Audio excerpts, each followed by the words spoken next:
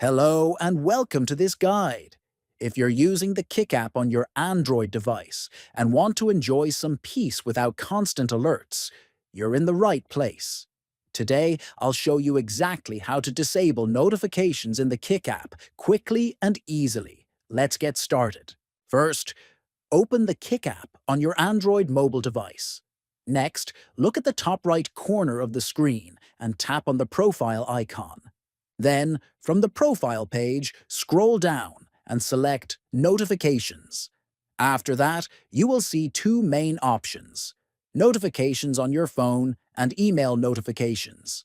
Now, to stop receiving alerts on your phone, simply toggle off the Push Notification option. Finally, if you don't want to receive emails from Kick, turn off the email notifications by toggling that setting as well. And that's it. Your Kick app will no longer disturb you with unwanted alerts. Thanks for watching this tutorial. Disabling notifications can help you stay focused and reduce distractions.